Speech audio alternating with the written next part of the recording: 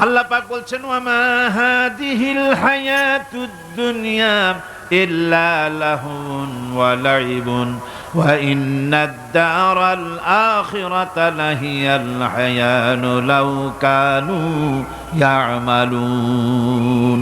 এই দুনিয়া হচ্ছে নিছক খেল তামাশা, এটা আর কিছুই নয়। জীবনের প্রকৃত আবাসস্থল হচ্ছে আখিরাত। এই দুনিয়া একটা মোহ, এই মোহের পেছনে মানুষেরা ঘুরছে, বিবি বাল বাচ্চা এর পেছনে ঘুরছে। অথচ এই বিবি বাল বাচ্চা কিয়ামতের দিন মুসিবত হয়ে দাঁড়াবে মানুষের জন্য। একটা মোহর মধ্যে মানুষ পড়ে আছে, খেল তামাশার ভিতরে পড়ে আছে। আল্লাহ পাক বলছেন কুল মাতাউদ দুনিয়া কালিলুন ওয়াল আখিরাতু খায়রুল লিমান ইত্তাকা। বলো দুনিয়ার সমস্ত সম্পদ খুবই নগণ্য, আর যে ব্যক্তি পরকালকে বিশ্বাস করে, পরকালের কামনা করে, সেই খোদাভীরু লোকদের জন্য পরকাল হচ্ছে প্রকৃত আবাসস্থল। সেই জায়গাটাই হলো আসল জায়গা। ওই জায়গার জন্য কিছু তৈরি করতে হবে। কোরআনে কারিমে রব্বুল আলামিন বলছেন আরাদিতুম বিল হায়াতিদ দুনিয়া মিনাল আখিরাহ ফামা মাতাউদ দুনিয়া ফিল আখিরাতি ইল্লা কালিল। তোমরা কি পরকালের জীবনের বিনিময় এই দুনিয়ার জীবনটাই বেশি পরিতুষ্ট হয়েছ? অথচ দুনিয়ার জীবনের সুখ সম্পদ তো পরকালের তুলনায় খুবই নগণ্য। পরকালের সুখ অনেক বেশি, পরকালের দুঃখটাও অনেক বেশি, সুখটাও অনেক বেশি। পরকালটা স্থায়ী, সুতরাং দুনিয়ার মোহে না পড়ে পরকালের জন্য জীবনটাকে পরকাল ভিত্তিক জীবন তৈরি করো। আল্লাহ পাক বলছেন ফাম্মা মান তাগা ওয়া আসারাল হায়াতাদ দুনিয়া ফাইন্নাল জাহিমা হিয়াল মাওয়া। অতঃপর যে ব্যক্তি বিদ্রোহ করেছে এবং দুনিয়ার জীবনকে অগ্রাধিকার দিয়েছে, তার জায়গা হচ্ছে জাহান্নাম। জোরে বলেন নাউজুবিল্লাহ। যে ব্যক্তি আল্লাহর সঙ্গে বিদ্রোহ করেছে আর পরকালের জন্য পাথর জোগাড় করে নাই, দুনিয়াকে অগ্রাধিকার দিল, পরকালকে ভুলে গেল, তার জায়গা হলো জাহান্নাম। ওয়া আম্মা মান খাফা মাকামা রাব্বিহি ওয়া নাহান নাফসা আনিল হাওয়া ফাইন্নাল জান্নাতা হিয়াল মাওয়া। আর যে ব্যক্তি আপন প্রভুর সামনে উপস্থিত হওয়াকে ভয় করেছে এবং আপন প্রবৃত্তিকে লালসা মুক্ত করেছে, লালসার হাত থেকে রক্ষা করেছে, আল্লাহ রাব্বুল আলামিন কিয়ামতের দিন তার জন্য রেখে দিয়েছেন জান্নাত। তার জন্য কোন জায়গা? জান্নাত। আমাদেরকে পরকাল ভিত্তিক জীবন যাপন যদি করি তাহলে কবরের জবাবগুলি খুব আসান হবে। আর যদি পরকাল ভিত্তিক জীবন যাপন না হয়, কবরটা মুসিবত হয়ে যাবে। হযরত ওসমান রাদিয়াল্লাহু তাআলা আনহু কবরের কাছে গিয়ে খুব কাঁদতেন। সাহাবায়ে কেরাম প্রশ্ন করেছেন, হুজুর রাসূল করিম সাল্লাল্লাহু আলাইহি সাল্লাম যখন জান্নাত ও জাহান্নামের ওয়াজ করেন তখনও তো এত বেশি আপনি কাঁদেন না, যত বেশি কাঁদেন কবরের কাছে এসে, কারণ কি? হযরত ওসমান রাদিয়াল্লাহু তাআলা আনহু বলতেন, আমার সাথীরা, আমি আমার হাবিবের কাছে, আল্লাহ রাব্বুল আলামিনের রাসূলের কাছে আমি শুনেছি এই কবরটাই হলো প্রথম স্টেশন, এই কবরটাই হলো প্রথম ইমিগ্রেশন কাউন্টার। এই জায়গায় কেউ যদি ধরা পড়ে যায়, কারো যদি চার্জশিট হয়ে যায়, সব জায়গায় ধরা পড়ে যাবে। হাসরে মিজানে সিরাতে কোনো জায়গায় নাজাত পাবে না। আর এই কবরটা যদি কেউ মুক্তি পেয়ে যায়, মিজান সিরাত হাসর সব জায়গা থেকে আল্লাহ তারে ভালোভাবে পার করে দিবেন। এটা হলো আসল জায়গা, মারাত্মক জায়গা, খুব মারাত্মক জায়গা। আমি এটাকে ইমিগ্রেশন কাউন্টার বলেছি আমার ভাষায়। ইমিগ্রেশন কাউন্টার যারা বিদেশ ভ্রমণ করেছেন তারা জানেন। লন্ডন যাবেন, আমেরিকা যাবেন, সৌদি আরব যাবেন, যে কোনো বিদেশে যাবেন, গেলেই পাসপোর্ট তারা দেখবে। পাসপোর্টে আপনার ন্যাশনালিটি কোনটা সেটাই তারা জানতে চাইবে। আপনি কোন দল করেন এটা তারা জানতে চাইবে না। আপনি কোন ভাষায় কথা বলেন তাও তাদের জানার দরকার নাই। প্রথমেই তারা আপনার ন্যাশনালিটি দেখবে, আপনার আইডেন্টিটি কি তারা জানতে চাইবে। তারপরে যদি স্যাটিসফ্যাক্টরি হয় আপনাকে ভিসা দিয়ে ভেতরে ঢুকবার ব্যবস্থা করে দেবে। আর যদি তারা স্যাটিসফাইড না হন তাহলে আপনাকে মেহমানখানায় ঢুকানো হবে গ্রেফতার করে। কবর হচ্ছে এ ধরনের একটি ইমিগ্রেশন কাউন্টার। কবরের ভিতরে মানুষ যখনই রাখা হবে সঙ্গে সঙ্গে দুজন ফেরেশতা আসবে। কবরের কাছে যারা এসেছিল দাফন হয়ে যাওয়ার পর এই লোকগুলি 40 কদম যেতে যতক্ষণ লাগে এর মধ্যেই দুজন ফেরেশতা এসে যাবে। এসে জিজ্ঞেস করবে, মান রব্বুকা, তুমি কোন দল করতে? ওটা তাদের জানার দরকার নেই। চাকরি কিসে করতেন ওটা জানার দরকার নেই। ব্যবসা করতেন না চাকরি করতেন প্রয়োজন নেই। প্রথমেই জিজ্ঞাসা করা হবে ন্যাশনালিটি, প্রথমেই জিজ্ঞাসা করা হবে তার ন্যাশনালিটি সম্পর্কে, তার আইডেন্টিটিটা কি, এবং সেটাকে সত্যায়িত করার জন্য বোঝার জন্য 3টি প্রশ্ন।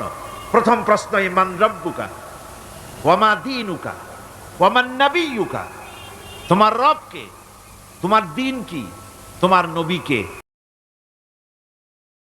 যদি এই ব্যক্তি বেঈমান হয়, মুনাফিক হয়, সে বলবে হায় হাতা লা আদরি, হায় হাতা লা আদরি, জানি না আমার রবকে, আমি জানি না। তোমার দিন কি, দিন কারে কয় বুঝি না। এরপরে আল্লাহর নবী জনাবে মুহাম্মদ রাসূলুল্লাহ সাল্লাল্লাহু আলাইহি ওয়াসাল্লামকে দেখানো হবে, বলা হবে মা কুনতা তাকুলু ফি হাদার রাজুল, এই ব্যক্তি সম্পর্কে তোমার ধারণা কি নিকে, বলবে আমি চিনি না। নাউযুবিল্লাহ। বাস, এরপরে তার যা হবার তাই শুরু। আর যদি বান্দাটা মুমিন হয়, প্রশ্ন করা হবে মান রব্বুকা, জবাব দেবে রব্বি আল্লাহ, আমার রব আল্লাহ রব্বুল আলামিন। ওয়া মা দীনুকা, দীনুনা ইসলাম, আমার দিন হচ্ছে ইসলাম। এরপরে আল্লাহর নবীকে দেখানো হবে। কয়েক রকমের বর্ণনা আছে, কোন বর্ণনায় আছে হুজুরের আকারে দেখানো হবে, অথবা রাসূলকে সরাসরি দেখানো হবে। বলা হবে মা কুনতা তাকুলু ফি হাদার রাজুল, এই লোকটি সম্পর্কে ধারণা কি। মুমিন ব্যক্তি বলবে হাদা নবিয়ুনা মুহাম্মাদুর রাসূলুল্লাহ সাল্লাল্লাহু আলাইহি ওয়াসাল্লাম, ইনি আমার তো সেই নবী মুহাম্মাদুর রাসূলুল্লাহ সাল্লাল্লাহু আলাইহি ওয়াসাল্লাম। আমরা যেন এই রকমের জবাব দিতে পারি, আল্লাহ কবুল করো। সকলে জোরে কোন আমিন। জবাব হয়ে যাওয়ার পর গায়ব থেকে আওয়াজ আসবে, ফাফরিশু বিল জান্নাতি ওয়ালবিসু বিল জান্নাহ, ও আমার ফেরেশতারা আমার এই বান্দাকে জান্নাতের পোশাক পরায়া দাও আর কবরটাকে জান্নাতের বিছানা বিছায়া দাও। জান্নাতের পোশাক পরায়া দাও, জান্নাতের বিছানা বিছায়া দাও। ইলা মাদ্দা বাসারিহি, তার চোখের দৃষ্টি যতদূর যায় কবরটা ততটা প্রশস্ত করে দাও। এরপর বেহেশতের পোশাক পরাইয়া বেহেশতের বিছানা বিছায়া ফেরেশতা বলবে নুম কানাউমুল উরুস, ঘুমিয়ে যাও। দুলামিয়া যেমন বাসর সজ্জায় নতুন বউ নিয়ে আরামে ঘুমায়, এরকম আরামে ঘুমায় যাও। ইলা ইয়াউমিল কিয়ামা, কিয়ামত পর্যন্ত ঘুমায় থাকো, আরামে ঘুমিয়ে থাকবে। এরপরে সিংহায় ফুৎকার হবে, সিংহার ফুৎকারের আওয়াজে তার ঘুম ভেঙে যাবে।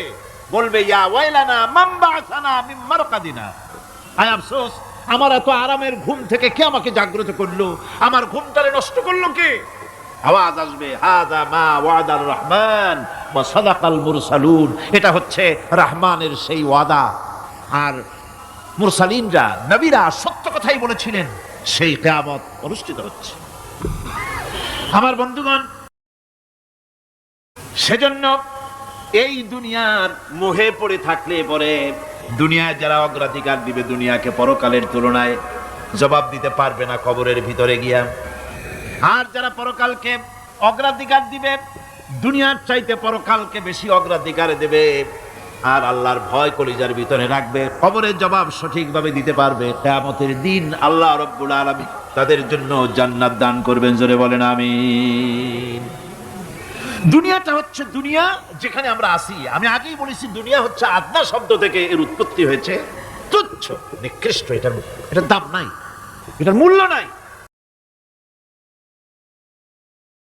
হযরত ইবনে কাইয়িম রাহিমাহুল্লাহ নওয়ারাল্লাহু মারকাদাহু ওয়া জাআলাল জান্নাতা মাসওয়াহু, হযরত ইবনে কাইয়িম তিনি বলছেন, সুন্দর করে বলছেন দুনিয়া সম্পর্কে, মা মাদা ফিদ দুনিয়া আহলামুন ওয়া মা বাকিয়া মিনহা আমানি ওয়াল ওয়াক্তু বাইনাহুমা দায়ুন।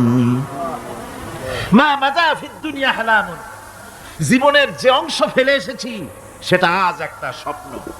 ওয়া মা বাকিয়া মিনহা আমানি, আর জীবনের যে অংশ সামনে বাকি আছে সেটা এখন একটা আকাঙ্ক্ষা। ওয়াল ওয়াক্তু বাইনাহুমা দায়ুন, আর এর মাঝখান থেকে সময় সব চলে যাচ্ছে। কত বড় কথা চিন্তা করেছেন? জীবনের যে অংশ ফেলে এসেছি তা আজকে স্বপ্ন, তা আজ কি বলেন? স্বপ্ন। আর সামনে যা আছে সেটা আকাঙ্ক্ষা, আর মাঝখান থেকে সময় সব চলে যাচ্ছে। এরপরে তিনি বলছেন, وَمَنْ يَسْعَ بِالدُّنْيَا يَكُنْ مِثْلَ قَابِضٍ عَلَى الْمَاءِ خَانَتْهُ فُرُوجُ الْأَصَابِعِ। দুনিয়াদারের অবস্থা হচ্ছে এই, কেউ যদি দুই হাতে পানি খামসায় ধরে, দুই হাতে কি ধরছে বলেন? দুই হাতে পানি খামসায় ধরেছে, খুব মজবুত করে ধরেছে, 2 মুঠ পানি। বলেন থাকবে কতটুকু? কতটুকু থাকবে? 1 ফোঁটাও থাকবে না, কারণ তার আঙ্গুলের ফাঁক তার সাথে খেয়ানত করবে, আঙ্গুলের ফাঁক দিয়া পানিগুলি সব বেরিয়ে চলে যাবে। সুতরাং দুনিয়া যারা চায় তারা ঠিক পানি খামসায় ধরলে পানি যেমন হাতের ভেতর থেকে খেয়ানত করে চলে যায়, যারা দুনিয়া চায় দুনিয়াও তাদেরকে ভাবে ফাঁকি দিয়ে চলে যায়। তবুও দুনিয়ার মায়া মানুষের এত বেশি। আল্লাহর নবী বলেন, লাউ কানা লি ইবনি আদামা ওয়াদিম মিন যাহাবিন লাহাব্বা ইয়াকুনা লাহু সানিন। এই পৃথিবীতে যদি কাউকে একটা মাঠ ভরে যদি সোনা দেওয়া যায়, লোকটা বলবে রব্বুল আলামিন, আমি যদি আরেকটা মাঠ এরকম সোনা ভরা পেতাম। দ্বিতীয় আরেকটা মাঠ দেওয়া হলে আবার বলবে যদি তৃতীয় আরেকটা মাঠ সোনা ভরে যদি পেতাম। নবীজি বলেন, ওয়ালা ইয়ামলাউ জাওফু ইবনু আদামা ইল্লা তুরাব। মানুষের পেট 3.5 হাত মাটি ছাড়া, কবরের মাটি ছাড়া মানুষের পেট ভরবে না। আরো চাই, আরো চাই, চাওয়ার কোনো শেষ নাই। মানুষ এভাবে করে দুনিয়ার মহব্বতে এমনি পাগল হয়ে যায়, শুধু দুনিয়ার মহব্বত, পরকালকে বেমালুম ভুলে যায়। আমি কিন্তু এই কথা বুঝাতে চাই নাই যে পরকালের মহব্বতে, পরকালের ভয়তে বা পরকালের জন্য দুনিয়া আপনি বাজার ঘাট, বেচা কিনা, ব্যবসা বাণিজ্য সবকিছু ভুলে যান না, তা নয়। ভুল বোঝার কোনো কারণ নাই। পরকালকে অগ্রাধিকার দিতে হবে, মানে দুনিয়াটা চিরস্থায়ী জায়গা নয়। চিরস্থায়ী হচ্ছে কোনটা? আখিরাত। চিল্লায় এখন কোনটা? সুতরাং এখানে যা করতে হবে, আখিরাতে জবাবদিহিমূলক জীবন যাপন করতে হবে। আপনি ব্যবসা করবেন, ওজনে কম দিতে পারবেন না।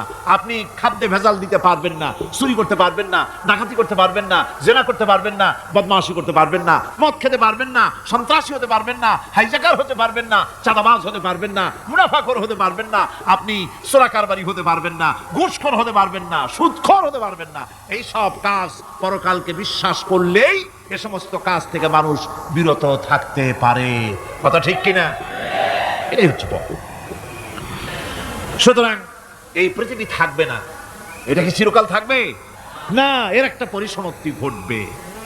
যেমন করে সারা বছর লেখাপড়া করার পর কলেজে, বিশ্ববিদ্যালয়, মাদ্রাসায়, হাই স্কুলে, সব জায়গায় সারা বছর লেখাপড়া করার পর যেমন পরীক্ষা দেওয়ার একটা দিন আসে, সারা বছর ব্যবসা করার পর হিসাব নিকাশ করার যেমন একটা সময় আসে, সারা মাস চাকরি করার পর বেতন পাওয়ার যেমন একটা দিন আসে, সারা জীবন চাকরি করার পর পেনশন পাওয়ার যেমন একটা সময় আসে, অনুরূপ ভাবে এই দুনিয়া যেদিন শেষ হয়ে যাবে, আল্লাহ নির্ধারিত সময় শেষ হয়ে যাওয়ার পর একটা সময় আসবে যখন আল্লাহ রব্বুল আলামিন সব শেষ করে দিবেন, লন্ডভন্ড হয়ে যাবে, কিছুই থাকবে না।